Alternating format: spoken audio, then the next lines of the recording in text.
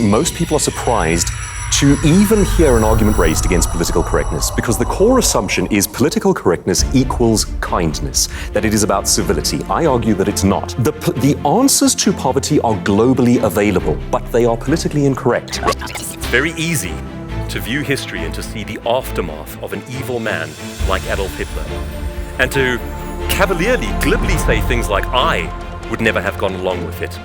I would never have participated. Folks, that is the philosophy on which it arose, and most of the youth believe in it. When you hear the phrase political correctness, what do you think of? Isn't it just a form of kindness, of conscientiousness, a way of using more inclusive language and of showing love? The answer is no, it's not. It's a form of mental self-censorship, and it has a fascinating history. A couple of centuries ago, Western intellectuals who like to believe that they know what's best for society decided that God was dead.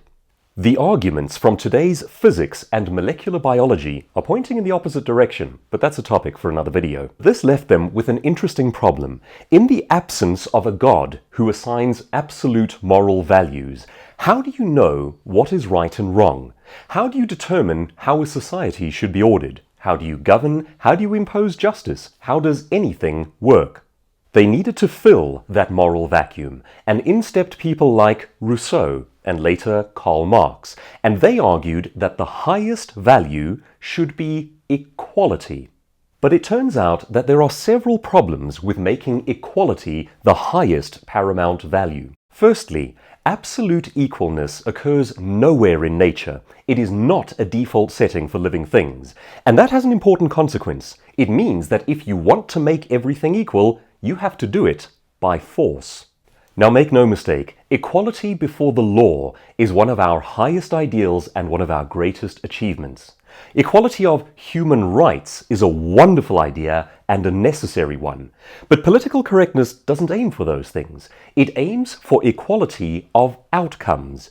Everyone must have the same, everyone must live the same. And if that's not occurring in the minds of the politically correct, that indicates that there is oppression at play. Someone somewhere must be oppressing someone else, and people must be leveled by force. This simple notion of equality that leads to the idea that the collective is more important than the individual has been at the core of all of the most murderous ideologies of the past 100 years.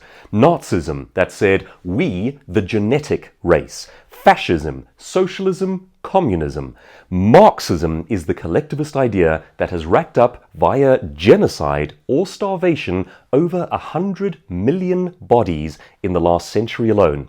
It's the most dangerous idea we've ever had. Now, what is political correctness?